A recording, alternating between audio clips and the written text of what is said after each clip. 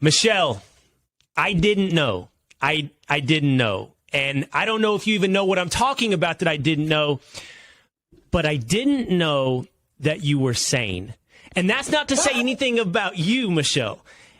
You know, I think you might know that I come from the world of sports. I spent years at ESPN. And I had this conversation recently with a former colleague of mine named Ethan Strauss, whose politics might not necessarily mirror mine. And that's not the point. But what I said to Ethan the first time we talked after he sort of came out, or after he sort of let his opinions be well known, is, Ethan, I never knew. And Michele, I never knew. Well, I didn't advertise. I guess it sort of came out when I was on The View. It's funny, here where I live in Minnesota, Will, most people sort of have an idea of where I stand because I had a radio show for several years. And I took on a lot of political issues, but that was really limited to here in Minnesota. Since then, after the Super Bowl, I did a bunch of appearances and people are starting to find out what you're finding out. So now everyone knows, I guess. Well, what's funny about that is, I don't mean to imply necessarily what your politics might be. I know you are now co-chairing a campaign for a Republican governor in Minnesota, Kendall Qualls. I also know you've described yourself at times as a pro-choice conservative or now a libertarian, but it doesn't really matter to me because what I think in the end I didn't know is that you weren't just like everybody else. And I'm not going to put words into your mouth, but there's an assumption, I think, for all of us that live in the world of sports that everybody sort of thinks the same way. And if you're not thinking in that same vein, well, you're scared, you're quiet, or you're out. It seems to be one of those things. So, seeing you from afar, and you and I had never interacted, seeing you on NBC Sunday nights, I guess I just kind of made the same assumption I make about everybody else in sports. And that is that everybody else in sports holds not a moderate point of view, which I think you would describe your own. And quite honestly, I would say I'm conservative, but I think most of my ideas are fairly mainstream American. Whatever you describe them as, what it turns out is you're simply not far left like everybody else in sports media. It is interesting. I think you'd be surprised, though, Will, and pleasantly so, that not everyone is the same. Not everyone is far left. I've had some wonderful conversations with my colleagues, some really supportive ones. So there are a lot of people who have supported me, who have come out and texted me since this coming out or whatever it is. I'm so proud of you. I stand right with you. All kinds of support. Now, there's been a small share of people calling me names, which is really unfortunate. Like, if you want to argue with me and debate with me, use an argument. Don't point and laugh or put an LOL. Use an argument. Don't call a name. And that's one of the things that really has me upset about this divisiveness in this country, is it's not based on real civil argument in most cases. It's based on, oh, you voted for who and you did what? And, it's really unfortunate. Yeah, you're absolutely right. And that's a accurate correction you make in how I characterized the sports media world, because it's true. The entire thing is not far left. When I was at ESPN, and still today, I will get messages from former colleagues and say, hey, I totally think you're on point on this issue, or I think you're absolutely right. But they're really honestly quiet about it. And I think they're quiet out of two different motivations. One is fear.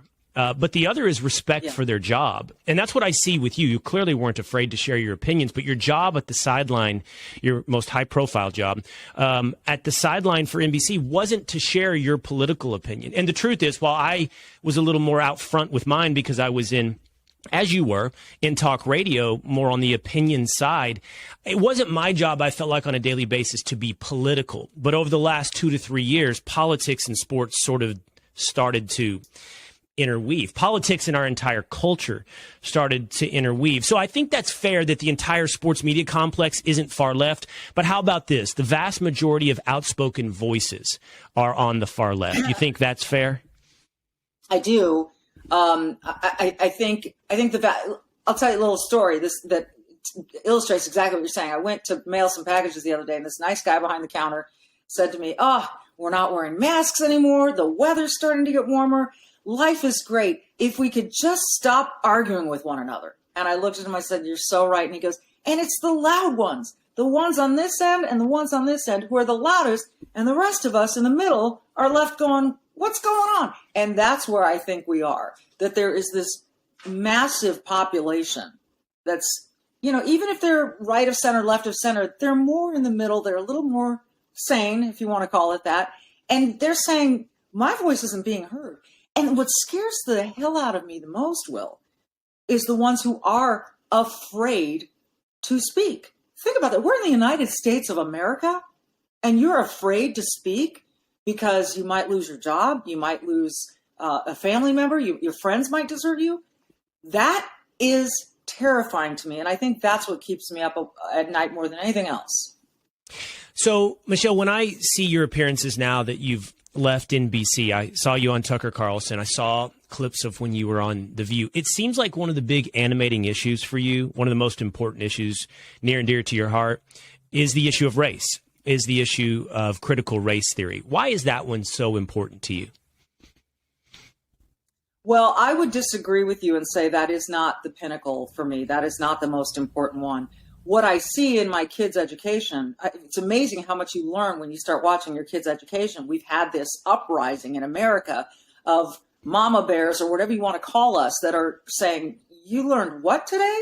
They said what in that class? And we've had some experiences at my kids' school where it's been focused on separating the kids into groups, whether it just be for lunch or anything else, that really, to me, is totally counterproductive to unifying a community at school and kids learning from one another. I think you're taking away the opportunity for kids to learn from other kids. And you know, they're saying, well, we're trying to find a safe space for kids who look like each other to talk about their experiences. And my argument would be, why isn't the entire school a safe space for all kids to interact and share their backgrounds and their stories? And so much of us have the human condition in common. So that's a big animating thing for me, is what's going on in schools. But it's one of many things, Will. It's one of many things. Well, I listened to your debate on The View with Whoopi Goldberg and Joy Behar and others. And I will tell you, Michele, it's a very important issue to me. Race is a very, very important issue to me. I care about race relations. And what I found fascinating in that debate that you had is one that I had over the last 2 years as well. And that is, you said, I want to teach my children and I want to behave in a way where I judge people by their character and not by the color of their skin. And I'm not cribbing Martin Luther King, but I think it's actually the most enlightened place that we can arrive in society when you look through a person past their gender, past their race, and into the actions and choices and character of each and every individual. But the response that you got when you voiced something similar was, well, affinity groups have been around for a long time. White people have had affinity groups. And I don't understand, Michele, how then the answer to any past sin is future sin. You know, the answer to past segregation is present and future segregation. The answer isn't what you and I just espoused, this idea of looking at each other as individuals, but to recorrect and look through the lens of race. But I guess this time looking through the lens of a different race as our primary focus as a society. I hang out with people whose values I share. I hang out with people whose character I admire. All the other stuff, I just don't care. You know, and to me, I don't get, like, I can't even, it's illogical to me to suggest that your sexual orientation should affect all these things, that your race should affect all these, your religion, all of these things. Values, character, actions. To me, it comes down to that. And it's pretty simple, and it's being made more complex in my estimation by trying to suggest that I couldn't possibly understand or care about people who look different from me. I could tell you all the challenges that I've overcome through my life for the various things that, but here's the one example I'll give you is when I was going into sports. It was long ago when there weren't that many of us women doing sports, and people said to me, "Oh, you're entering a man's world." I said, here's how I look at it. I'm a journalist entering a journalist's world. I'm not going to put that chip on my shoulder or that hurdle in my way that serves absolutely no purpose. I'm going to go kick ass being a really good journalist and working really hard. And that's what's going to make the difference. And you did that for 30 years. NBA, Olympics, NFL, ESPN, NBC. On that note, by the way, Michele, I have to ask, and I've seen you talk about this, Popovich, Belichick. Who was your most difficult interview? Who was most difficult for you to do that job as a journalist? Well, I know everyone wants me to name names, and I just, I have unique relationships with every coach that I ever dealt with. And over the course of that many years, which I can't believe it's been 30, you develop relationships. Some people think Greg Popovich is so tough to deal with. He and I are friends. The last time I saw him, I was covering an NFL game in Denver, and he was doing an NBA game in Denver. We saw each other in a hotel lobby and just embraced. It was so great to see him because we had a connection. People like to talk about Bill Belichick. You see him and how he likes to deal with the media. So no coach wants to see a reporter at halftime. It's like the last thing they want to do. So I have had unique relationships with all of them. And some moments have been really challenging and some people have been really challenging. But, I don't want to call out anyone as being more difficult than anyone else.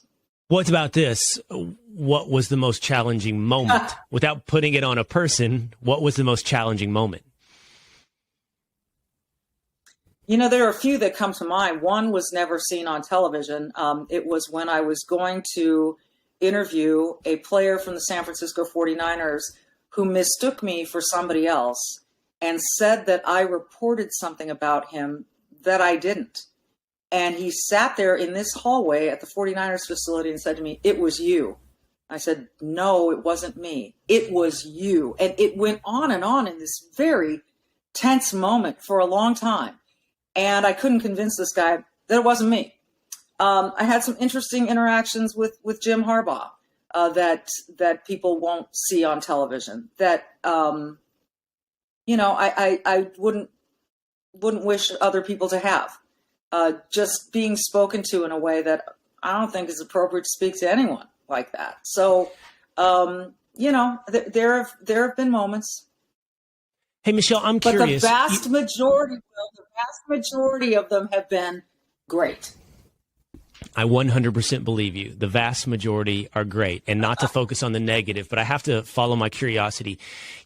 Someone like me who was, and again, I think part of your career, clearly, as you did talk radio, was in the opinion side of the business. And I can understand how an athlete or a coach would be upset with my opinion. They have a right to be upset with my opinion when they feel like I'm wrong. Your job was to relate to the audience, at least as a sideline reporter, facts. And I'm curious, whenever you had these tense exchanges, and again, it doesn't have to focus on Harbaugh or a player, which I'm sure happened many times. I'm sure players were upset with something that you reported. What is the nature of that disagreement? Is it that you shouldn't have reported that fact? That you got your fact wrong? I'm just curious, when they come and confront a sideline reporter, a fact-based reporter, what's usually the basis for their anger?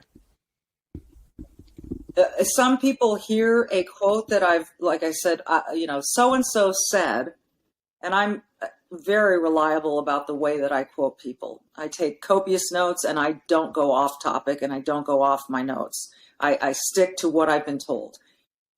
Maybe the player or person had second thoughts about telling me that, and I went with it. And after the fact, they wish they hadn't told me, and they might come after me and say, you were wrong. And there was one instance where someone said I misquoted them, and my entire Sunday Night Football team backed me up. Everyone in the meeting had the same notes. We all had the same quote.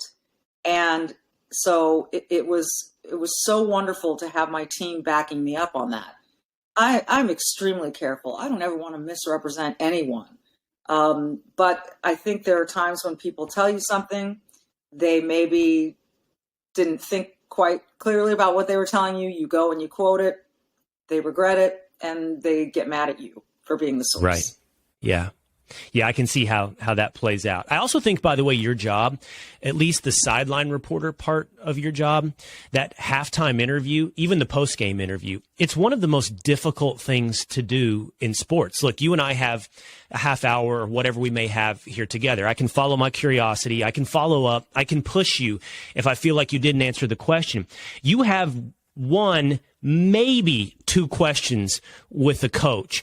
And you've got to frame that in a way where you hope you can get an honest answer, because these guys are versed in saying nothing, absolutely nothing. I don't know how you do that. I don't know if you have to script those and workshop them, but if I ask it this way, he'll dodge it this way. But when you only have one, it becomes a work of art, I would think, or at least a work of science of how you're going to frame your question. It's an art and a science. Well, it's a SART. No, I don't just making stuff up. But I don't workshop them. But I think over the course of a number of years, you really are pushed to think about, if I ask this, he's going to say this. So that's not where I want to go. What's the best way to get a piece of information that is valuable? And it just takes experience and it takes time. I mean, when you're early in this business, you feel that time crunch of, I've got 30 seconds to do a report or ask a relevant question. It takes time and it takes repetition. And really, that's all that it is. And a lot of thought. And, and I certainly bounce my ideas off my producer as we're getting ready for those moments. But so it's collaborative as well. But it's just time and repetition. So now back to the moment and the choice that you've made to walk away from sports for the time being and join the world of politics. You said to me that you would disagree with my characterization that critical race theory or race issues might be the most near and dear to your heart, or number one on your priority list. So I have to ask then, what is the most animating issue for Michele Tafoya? What is the one driving you to walk away from sports and get deeply into the political arena? I'll say it again, and I don't think I'm going to solve this on my own, Will, and I don't think I'm going to solve any of these on my own, but I'm certainly going to try hard to get people elected that I believe represent my values and the values that will help improve the state, the country. We are so divided to the point where people are afraid to speak. I have a lot of friends that won't speak out. They won't post or repost things for fear of whatever's going to happen. I'm going to post for them. I'm going to speak out for them. And I'm going to let them know that if the barbs are going to come, I'll take them. I'm okay. I'll take them. But someone's got to speak for these people who feel like they can't speak. So a part of it has to just really do with this. We cannot be afraid and we cannot apologize for holding the values that we hold. And there is a concerted effort to belittle people like me, call us names, not really use honest arguments, intellectually honest arguments to debate, but rather just to scare us. And I've decided I'll deal with that. And I'll represent all my friends, my family, the people that wish they could speak out and can't. I'll do it. And I have a little bit of a platform from which to do it that gives me a slight advantage. That's one. I'm terribly concerned about foreign policy. I'm terribly concerned about what's going to happen with China and Taiwan, especially in light of what we're seeing right now with Russia and Ukraine. Public safety has crumbled in the state of Minnesota, in the Twin Cities, and really in my home state of California as well. All of these things are really important to me. And if you get animated and you speak out about it and you say, people, let's look at this from an honest perspective, the hurls will come. And it makes you want to go, oh, forget it. This isn't worth it. But you know what? It is worth it.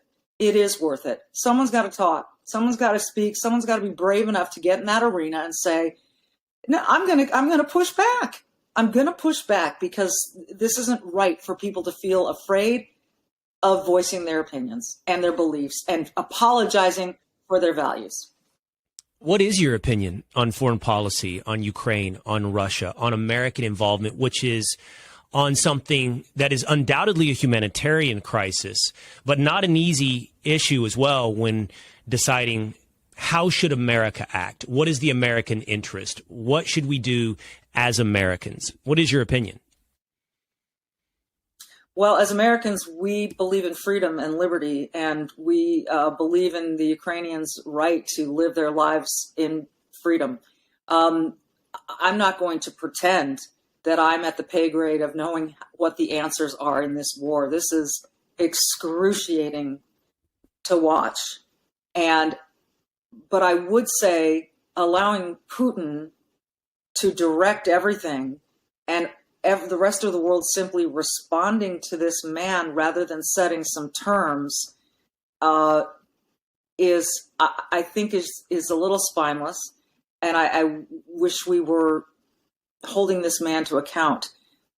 I think the UN is a farce in the way that it's allowed Russia's involvement, even China's involvement. So with this Ukraine issue, it is complex. It is brutal. But folks, energy and foreign policy go hand in hand. They do. And the minute that we started to say we're going to forego all fossil fuels in order to have a green, clean world, you know what? There are a lot of worse polluters out there that are going to make up for everything we're trying to do. And it's not just us. And at what expense? And to just say, let's cut the cord from fossil fuel, it's having ramifications, serious ramifications all over the world. So I think our energy policy is really, really highly questionable right now, and I think misguided. No doubt. Energy independence is national security. But you know what? I find something fascinating in what you said about what animates you and what you hope to accomplish, which I think as much as a political ambition is a cultural ambition. And that is this idea that we're still a culture of free speech and we're a culture of an exchange of ideas and let the best debate entrant win the day. Because the list, and I was on a plane today, Michele, flying back home to Texas, and you know, I was thinking about the list of things where we have adopted not just, big tech censorship, but also cultural censorship like you were describing, where you could be shouted down or possibly canceled. I was thinking about the list of topics now that have fallen under those umbrellas. And it started, I think it started most notably a couple of years ago in the realm of race. We both know of or know the former play-by-play announcer for the Sacramento Kings who lost his job for saying simply all lives matter. That was an early instance of where this began to happen. But it metastasized beyond race. It includes trans issues. Obviously, it included COVID issues. You can still be punished on Facebook or YouTube if you discuss masks or vaccines in a way that's not approved by the general consensus. And I think, Michele, also, interestingly, it's starting to head that direction when it comes to Ukraine and Russia. It's an incredibly complex issue. And it's interesting. It's one, by the way, that I'm weighing very heavily on a day-to-day basis. But it's one where the mainstream media consensus, right or left, and therefore the tech consensus, is increasingly pushing us towards a conflict with Russia, which may be ultimately what serves the American interest. But I'm starting to see that if there's any questions about that, that also is not really allowed in the consensus culture we now live in. So if that's what animates you from a political perspective, and I think it's, by the way, a very noble ambition, one that animates me as well, you have a huge fight on your hands. And I don't know the answer to it. I don't know if it's alternate platforms or if it's just getting into the fight. I felt that, Michele, when I left ESPN. I just felt like I need to address these issues more directly. But the number of issues that have needed to be addressed more directly, it's gone from like 2 to 10. Yeah. I couldn't agree more. I took a break from Facebook and Twitter because people that I know were calling me things for questioning some of the COVID treatments. Like, we can't even discuss this, or you're just going to call me names, crazy, whatever you want to call me, because I reposted somebody's opinion about this approach. It's insane. But I think, yes, and you're right, the list is growing. But what I'm inviting people to do is to try to find courage in numbers, a collective courage, if you will, and to join me. I don't want anyone losing their jobs. And now I don't have a job to lose. So that's why I feel safe, honestly, in doing this. But I do want us to stop apologizing and to stop cowering in the corner because we got attacked by the mob. And by the way, how big is that mob really? Is it just a few really loud people with several Twitter accounts each? I mean, we have to be real about this. And I want to encourage people to remember that because one person attacks you on Twitter, you don't know who that person is. And why should you honestly care? I study Stoicism, and there's this notion that if you are offended, you are complicit in it because you've decided that that person that you don't know on Twitter is powerful enough to offend you, that you've given them that power to offend you. So I would encourage everyone to just sort of picture in their minds some Russian bot somewhere, or Macedonian, whatever kind of bot you want to imagine, typing up this stuff to get under your skin, to scare you into shutting up, then just hit delete, laugh it off, and move on. These consequences have to be fought. People cannot suffer for speaking up. They can't. It's wrong. Oh, Michele, listen, I can't profess to be a student of Stoicism, but I love Stoicism. How about this? I follow accounts on Instagram called like Everyday Stoic. I love the idea because, by the way, it is self-empowering. You are in control of everything. Yes. Your victimization, your emotion, you're in control. At the end of the day of your morning and your night, whatever happens in between, you're still in control of you. I love it. By the way, also from your mouth to the ears of executives at television stations about empowering a few Twitter angry people, because it is a minority, but it's a minority that exerts a massive amount of control over the minds of, for example, television executives or corporate CEOs that rebrand after 100 years. For some reason, they've all become cowards to China and to the minority. The offended minority. I don't mean minority as anything more than defined by a small percentage of people who believe a certain way. Yeah. Everyone's turned into a coward. And I think that's right. Yeah. This is what we can't have in America. It happens in other places. It can't happen here. We're still the last great hope on this earth, which is why people want to come here. And we cannot be the ones to be cowards and let this cave in on us. So I am just kind of going to be out there fighting the fight and hoping to encourage others to come along with me. I mean, I don't know who I might encourage. If I can get a few people to say, you're right. Corporate America has really kind of lost their minds in this way, lost their way. And you're right. The response to, the Twitter mob, what's trending on Twitter? It doesn't matter. You would think they would pay attention to their ratings and following that rabbit, but that hasn't seemed to break through. I'm glad that you don't pay attention because then you won't care about the headlines that reacted to your opinions becoming more public. Yahoo Sports, Michele Tafoya finally free to speak her ugly truth. NewJersey.com, ex-NFL reporter Michele Tafoya kicks off political career with controversial stand on race. I said earlier, I don't know what was controversial about hoping to judge people by their character or their merit. But a lot of this, Michele, also revolved around Colin Kaepernick.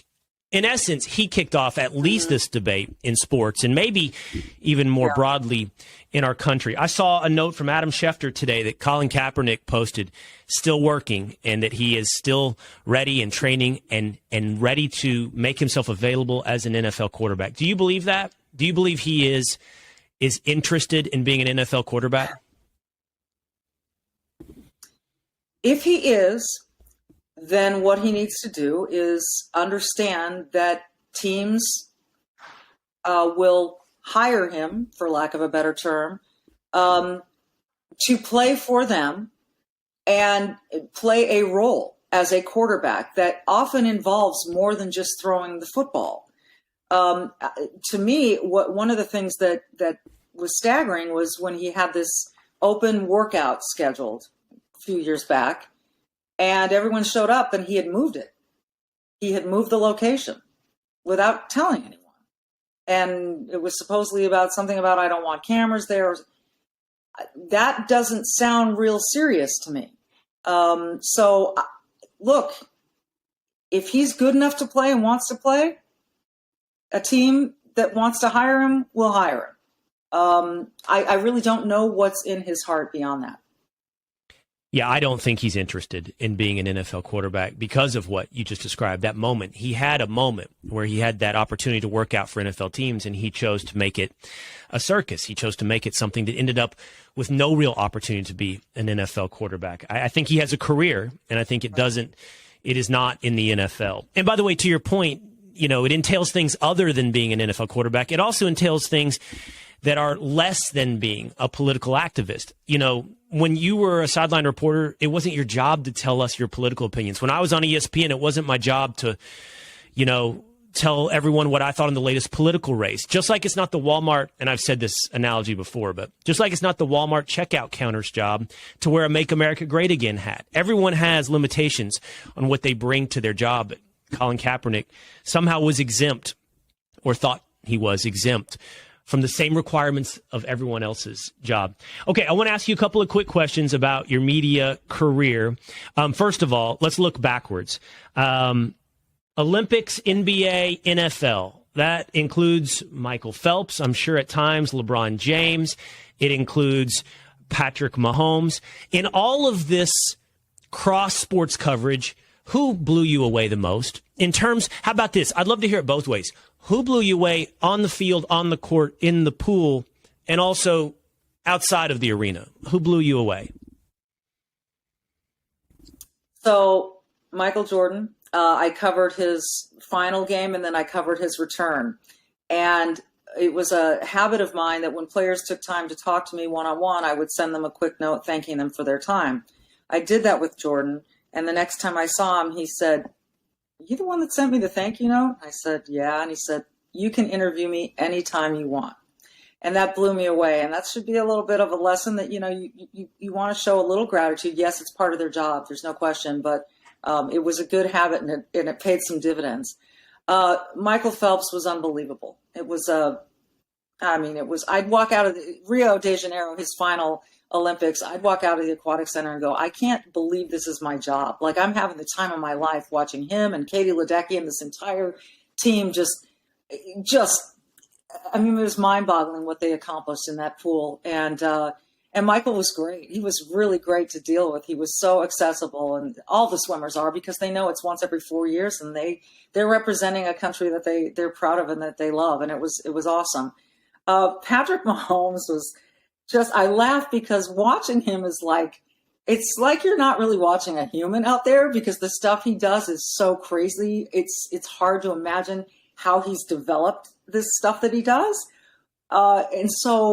And what a nice guy, and a guy who couldn't wait to become a dad. And just watching him, there are times you're just standing there watching and you just gotta shake it. You're like looking around like, am I really seeing what I'm seeing? And that happened quite with Kobe as well. There were times when, Kobe would be having a quote unquote routine game, and then he'd take over in the fourth quarter, and you were like, I really can't believe what I'm seeing. So there were quite a few. It's just been an absolute joy to be so close to that action. Brett Favre was just an entertaining person to have our production meetings with. He was so fun. I mean, there are so many coaches, players, who did remarkable things. It's just been a joy. I'll tell you what, that's the thing that bothers me when people call it my ugly truth or whatever it is.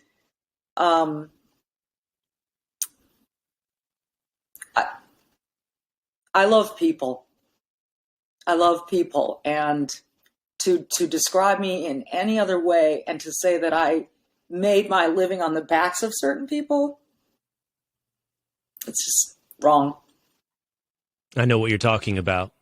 You know the headline that I read, so you read the column under that headline. And the author said that you made your living off the back of black men, and then in turn had these quote-unquote ugly opinions. I can tell that one bothered you. because it's just so wrong and so untrue. And I'm really sorry that I'm getting emotional because I hadn't to this point, Will. Oh, you're like a Barbara Walters type. You got me to cry. It's really hurtful because I wonder, I hope to God all those people I worked with for 25 years in the NFL know me better than that. I'm sure that's true, Michele. And I think it's understandable why you would be so emotional. To build not just your career, but your life in a certain way. And I can't profess to your entire life. I'm just meeting you today for the first time. But I think I can speak from my own experience to live your life in a certain way and conduct your individual relationships in a certain way. And then for someone from afar to judge not your opinions, you told me today you welcome disagreement. Judge not your opinions, but to judge your character based upon your political disagreements with that author with whom you've never met, and to write away, not your career once again, but to write away your life. I think it's understandable that you would be emotional. Yeah. It's not going to bring me down, and it's not going to stop me from speaking what I believe.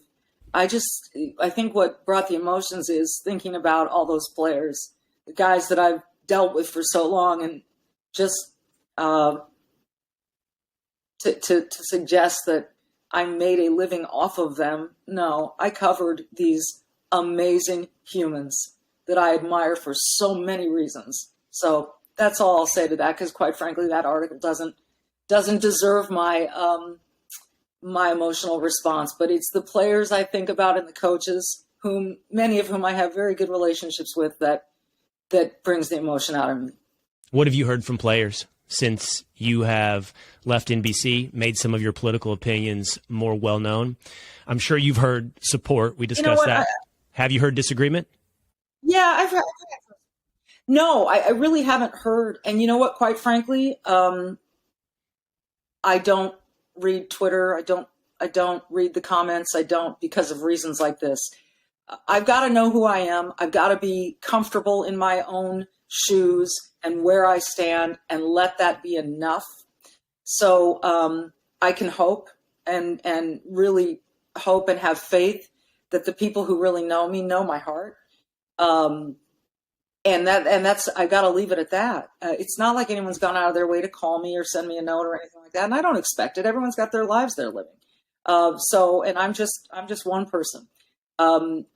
So fingers crossed that they know me the way that they believe they know me, and leave it at that. I'm going to wrap this interview up, but I will just tell you this, Michele. Again, we're just meeting. I know exactly.